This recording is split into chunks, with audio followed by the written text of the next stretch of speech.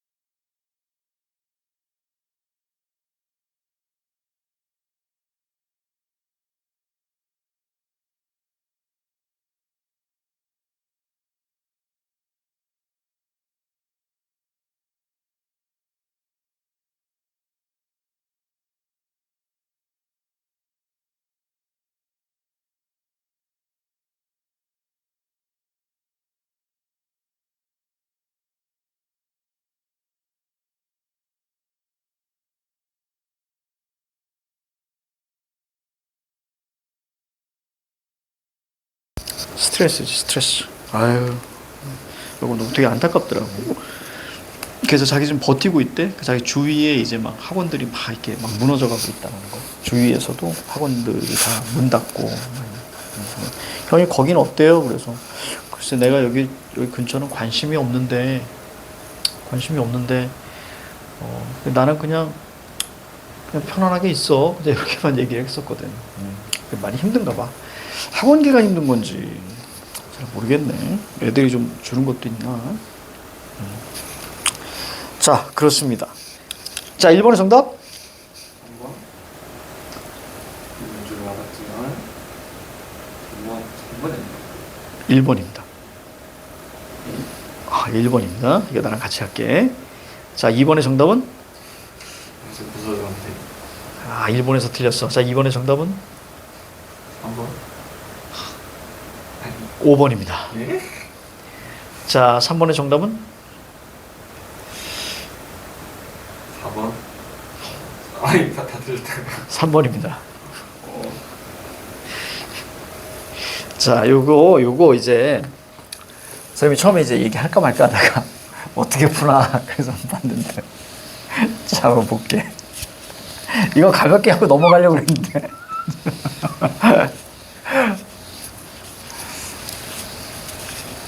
보자.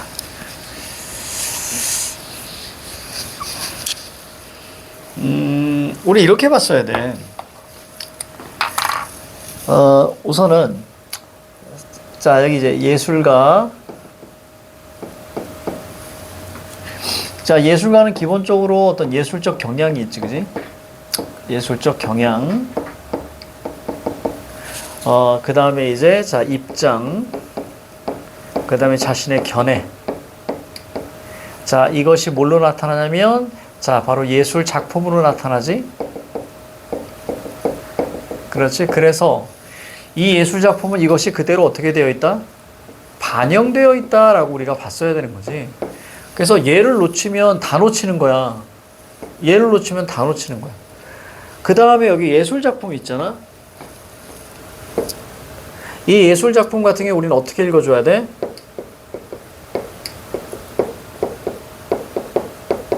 표현 방법과 자, 그 다음에 효과 의도 이렇게 읽어줬어야 되는 거야. 이게 안 나온다. 얘 버려야겠다. 자, 그래서 표현 방법과 효과 의도이기 때문에 얘 동그라미 잡고 얘 밑줄 쳐줘야지. 그렇지? 물론 저기 예술가는 예술가뿐만 아니라 우리는 자, 이론도 포함이 되는 거죠. 그렇지? 이렇게까지 우리가 생각해 줘야 됩니다. 그래서 이렇게 읽었는가. 그리고 우리가 1번 문제에서 기억과 니은을 중심으로 그러니까 우리가 비교형으로 정확하게 읽었어야 되는 거였거든. 자, 그럼 한번 볼게. 봐봐. 자, 선생님 어떻게 끌고 가나 보자. 자, 미술관에서 오랫동안 움직이지 않고 서 있는 관광객 차림의 부부를 본다면 사람들은 다시 한번 바라볼 것이다. 그리고 그것이 미술작품이라는 것을 알면 놀랄 것이다. 이처럼 현실에 존재하는 것을 실제라고 믿을 수 있도록 재현하는 것을 우리는 하이퍼리얼리즘. 그러니까 하이퍼리얼리즘을 동그라미 딱 쳤어야 되는 거죠. 그죠? 관광객처럼 우리 주변에서 자, 흔히 볼 수 있는 것을 대상으로 고르면 요거 밑줄 쳐봐. 흔히 볼 수 있는 것을 대상으로 그 현실성 세모. 그 대상을 시각적인 재현에 기대어서 밑줄 쳐 실제와 똑같이 표현하면 사실성 역세모. 그렇지? 이 둘을 잡았어. 자, 그럼 이 둘을 놓치면 안 되는 거지. 그지? 자, 갈게요. 대상의 현실성과 표현의 사실성을 모두, 이 말이 중요하죠. 모두 동그라미 쳐야 돼. 그게 바로 뭐야? 하이퍼리얼리즘이야. 그치? 자, 같은 리얼리즘 경우에 팝아트와 비교하면 특성이 잘 드러난다. 자, 이제 이 둘의 차이를 볼 겁니다. 자, 이제 하이퍼리얼리즘 그 다음 거 볼게요. 이들은 1960년대 미국에서 발달하여 현재까지 유행하고 있는 유파로 자, 밑줄 쳐. 당시 자본주의 사회의 일상의 모습을 대상으로 삼은 점에서 공통점. 밑줄 치고 왼쪽에다 선생님 뭐라고 쓰라 그랬어들? 공이라고 쓰라 그랬지 무조건. 그렇지? 무조건 공이라고 써야지. 자, 공통적이다. 자, 이제 팝아트 세모 칠 거고요. 하이퍼리얼리즘 역세모 칠 겁니다. 자, 팝아트 세모 잡고요. 자, 뭐 했어? 변형했어. 세모 잡으세요. 하이퍼리얼리즘 역세모 잡으시고, 자, 이건 재현에다 역세모 잡으면 되겠지. 즉, 변형하지 않았다. 그래서 팝아트는 현실성 세모. 현실성 세모 잡았습니다. 하이퍼리얼리즘은 현실성 역세모, 그 다음에 사실성 역세모. 그러니까 팝아트는 현실성, 하이퍼리얼리즘은 사실성도 따라서 공통점 하나 더 나왔지. 현실성. 그렇지. 그러니까 정답 1번. 그렇지? 자, 결국 어디서 나온 거야? 공통점에서 나왔잖아. 그래서 공통점을 무조건 쌤이 공이라고 쓰라 그랬지. 그래야 빨리빨리 찾아갈 수 있다고. 그러니까 차이점을 기준으로 보되 공통점이 툭 하고 삐져나와. 그러면 그 공통점에다 바깥으로 빼서 무조건 공이라고 써놓아야 돼. 알겠지? 무조건 이렇게 전략을 세웠었어야 돼. 왼쪽에다 써봐. 쓸데없이. 뭐라고 쓰냐면 공통점은 공이라고 쓰기. 이런 게 중요한 필기야. 그치? 이런 게 중요한 필기. 이거를 잊으면 안 돼. 그래서 이걸 어디다 적어놔야 된다? 사실 국어 노트. 그게 중요한 거예요. 자, 그 다음 갑니다. 자, 팝아트는 대상의 정확한 재현보다는 자, 인쇄 매체 세모 잡으시고요. 하이퍼리얼리즘은 새로운 재료나 기계적 액, 여기다 세모 잡습니다. 그래서 재현에다 세모 잡아야지. 정확히 재현. 자, 왜냐면 인쇄 매체를 주로 활용하니까 당연히 변형할 수 있는 거고. 자, 자본주의 일상을 사실적으로 표현한 하이퍼리얼리즘의 대표적 작가는 헨슨. 자, 헨슨 동그라미. 그의 작품 쇼핑 카트를 밀고 가는 여자. 자, 이거잖아. 예술 작품. 헨슨에 이렇게 쭉 오는 거죠. 자, 그러니까 봐봐. 하이퍼리얼리즘, 자본주의. 그치? 하이퍼리즘, 자본주의. 그 다음에 헨슨의 예술 작품이니까 얘도 당연히 자본주의 얘기가 쭉 나오겠지. 자, 어디 밑줄 쳤어야 돼? 거기 물질적 풍요함 속에 매몰되어 살아가는 당시 현대인은 뭐 했어? 비판. 그렇지. 그럼 정답 2번에 5번이지. 합리적인 소비 성향을 반영하는 게 아니잖아. 그렇지. 쉽게 말하면 비합리적인 소비를 비판하는 거잖아. 그렇지. 이게 놓쳤지. 그럼 여기 물질적 풍요함 속에 매몰되어 살아가는 당시 현대인들을 비판적 시각, 이걸 우리 뭐라 그래? 효과 의도라고 하는 거야. 그렇지? 이게 효과 의도. 그럼 이것을 어떤 표현 방법으로 이런 의도를 드러냈니? 라고 이해해줘야지. 자, 갑니다. 이 작품의 대상은 상품이 가득한 쇼핑카트와 여자. 그녀는 욕망의 주체, 물질에 대한 탐욕, 그치? 이런 걸 상징한대요. 부정이잖아. 상품이 가득한 쇼핑카트는 욕망의 개체, 물질을 상징하고 있다. 이런 것들 우리가 툭툭툭 쳐주면 돼. 왜? 효과 의도니까. 그러면 나머지들은 다 어떤 거 중심으로 나오는 거야? 예로 나오는 거야. 이런 표현 방법을 했더니 이런 효과 의도가 나오더라. 알겠지? 자, 됐습니다. 그 다음 넘어갈게. 그래서 마무리. 자, 1번 문제 우리가 풀었고 2번 문제도 우리가 풀었어. 너무 아쉽잖아. 특히 2번 문제 같은 경우는 거기 한번 볼래? 1번 선적 분석만 해보자. 재현한 인체의 실제 사물인 오브제를 덧붙이고 받침대 없이, 이게 바로 뭐냐면 표현 방법. 그럼 뒤에 실제처럼 보이게 했다. 이게 바로 효과 의도. 2번에 찰흙으로 원형을 만들지 않고 사람에게 석고를 덧발라 외형을 뜨는 기법을 사용하여. 그렇지? 이게 바로 뭐가 돼? 표현 방법. 정확히 재현이 효과 의도. 그렇지? 이게 바로 사실성이지. 와, 되게 사실적이다. 뭐 이런 얘기 하잖아.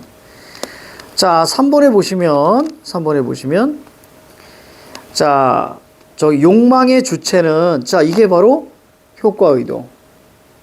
그럼 뒤에 똑같은 크기. 그렇죠? 이게 바로 표현 방법. 여기까지 해가지. 자, 그 다음에 동그라미 4번. 인체의 피부 질감을 재현할 수 있었던 것은, 자, 뒤에 보니까 합성수지, 폴리에스터, 유리, 섬유, 신재료. 자, 이거는 바로 뭐가 돼? 표현 방법. 그럼 저 앞에 인체의 피부 질감 재현. 이게 효과 의도. 결국 여기서 선생님이 얘기하고 싶은 건 뭐냐면, 자, 2번 문제에서 1번부터 5번까지가 전부 다 뭘 묻는 거야? 표현 방법과 효과 의도를 물었다는 얘기야. 그러니까 예술 지문에서 우리는 특히, 자, 요걸 할 때 놓치면 안 되는 거지. 그러니까 표시도 이렇게 해주고 이렇게 해줘야 정확한 거예요. 자, 3번. 자, 위클의 헨슨. 자, 위클의 헨슨. 헨슨 작품과 보기의 작품을 바탕으로 할 때, 자, 뒤에 밑줄 쳐봐. 작가들이 자신의 입장에서 상대를 비평한대. 밑줄 쳐. 그렇지? 자, 그러면 자, 봐봐. 예를 들어서 자, 칠판 보세요. 이거 좀 변형시켜 볼게, 쌤이. 자, 이거 우리가 했어. 내가 볼 때는 실수한 것 같아. 자, 뭐냐면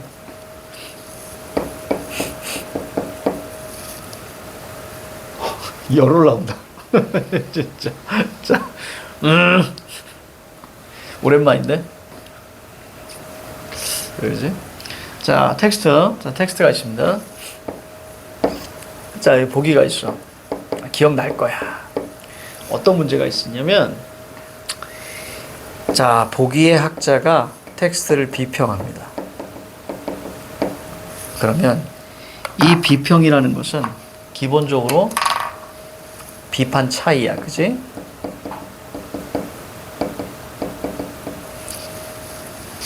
그래서 적절한 것은 이렇게 나올 거야. 얘가 긍정하는 게 있을 거고 얘가 긍정하는 게 있을 거야. 그럼 선지는 어떤 방식으로 나오지? 선지는 얘가 그대로 텍스트로 내려올 거고요. 자, 그 다음에 보기가 이렇게 텍스트로 내려올 거예요. 그치? 이게 가장 중요하다 그랬어. 이게 가장 중요해. 그래서 네가 긍정하는 것으로는 자, 텍스트가 긍정하는 것을 이룰 수 없어. 자, 이런 의미로 나와주는 게 맞습니다. 그러니까 전체 큰 흐름이 어떤 방식으로 나와야 돼? A, not B로 나와줘야 되는 거야. 그러니까 절대 옹호가 아니고 비평으로 가야 되죠. 여기까지의 가지.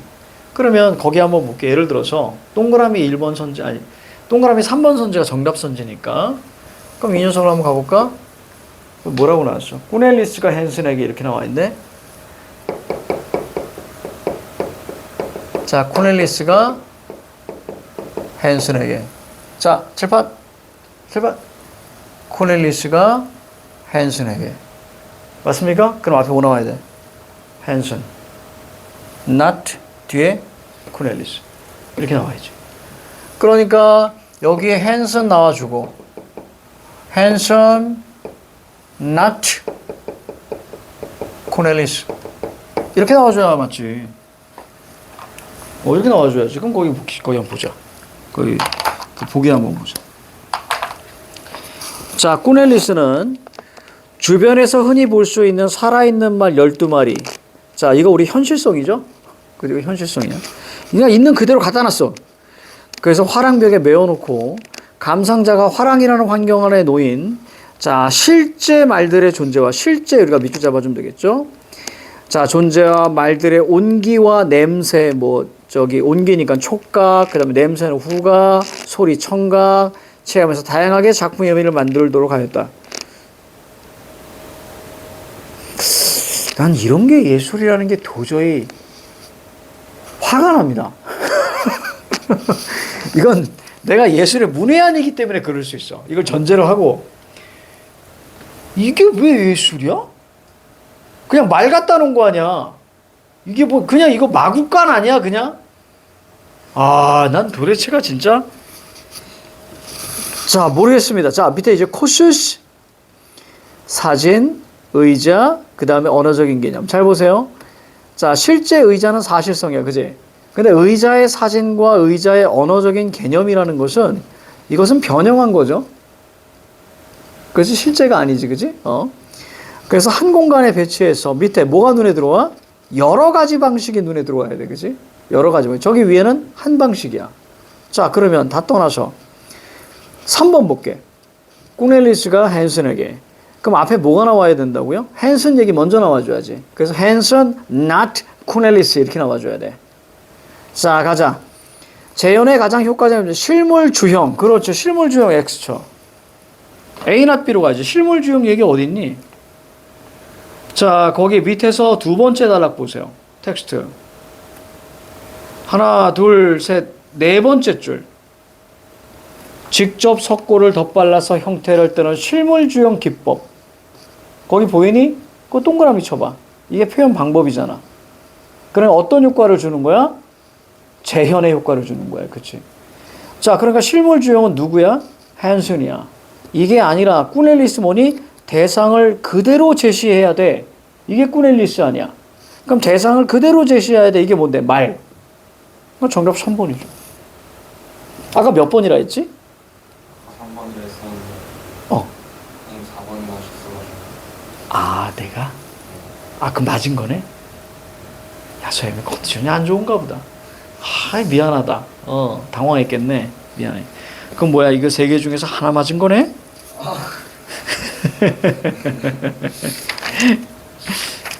자, 우리가 저기 뭐지? 그 뭐야? 저기 뒤에 있는 거, 그 뭐야? 슈퍼문.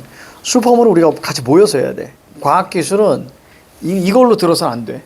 직접 해서 샘플린트 주고 해야 되기 때문에, 그냥 사회로 좀 들어갈게요. 그래서 오늘 좀 가벼운 거 좀 한번 해볼까? 가벼운 걸로. 이거 다 맞을 수 있을 것 같은데. 28페이지인가? 네. 28페이지. 자, 시간 드립니다. 사실 요 앞에 사회경제 그 앞에 이제 크게 이게 텅 비어 있는 거 있잖아요. 그지? 그건 나중에 경제할 때 쌤이 한번 좀 얘기해 줄 거니까. 자, 요거 풀고 오늘 마무리할게요. 자, 그런데 제가 먼저 문제부터 봐야지.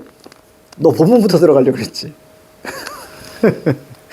윌클에서 언급한 내용이 아닌 것은. 자, 1, 2, 3, 4, 5야. 그치? 서술어로 끝나지 않고 명사로 끝났어. 그럼 이걸 뭘 묻는 거야? 소주제를 묻는 거야. 그러니까 이거 어떻게 풀어야 돼? 단락별 실시간으로 지워나가야 되는 거야. 그치? 2번 보니까 A의 자, 서술 방식입니다. 자, 그럼 이거 A 읽고 바로 풀어줘야 되는 거고. 3번. 내용상 기억의 이유. 기억 어딨어? 아, 저기 마지막에 있네. 기억의 이유로 가장 적절한 것은, 자, 이유, 자. 그래요. 자, 봐봐. 기억 봐봐. 자, 사고 과정이 어떻게 해야 되는지 봐봐. 민간 위탁제도의 도입을 결정할 때는, 자, 여기서 딱 끊었어. 자, 그럼 질문 던질게. 얘 왜 도입하냐? 그냥 얘기해봐. 얘 그냥 왜 도입하려고 하는 거야? 그냥 얘기해봐. 우리가 많이 했었어, 사실은. 문제가 있으니까 도입하겠지. 이해가 안 돼. 그 사고 과정으로 가야 돼. 문제가 있으니까 도입할 것이다. 그 사고 과정을 놓치면 안 되는 거야. 특히 사회 지문에서. 알겠지? 자, 자, 그 주변에서 나옵니다. 3번의 정답은.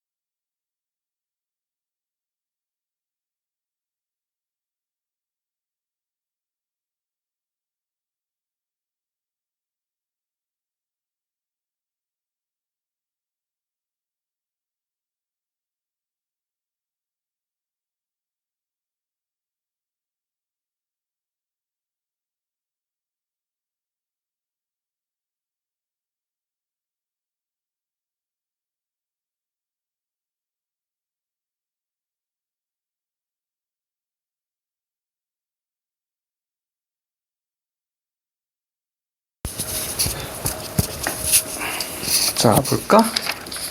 자, 거기 보면, 자, 요거는 우리가 어떻게 이해해야 되는가? 가자. 다 붙어볼까? 자, 1번의 정답은? 좋습니다. 다 맞추면 바로 보내줄게. 자, 2번의 정답은? 2번. 좋습니다. 잘했어. 3번이 좀 어려웠다. 3번의 정답은?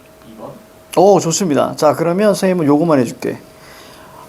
다른 거 다 떠나서,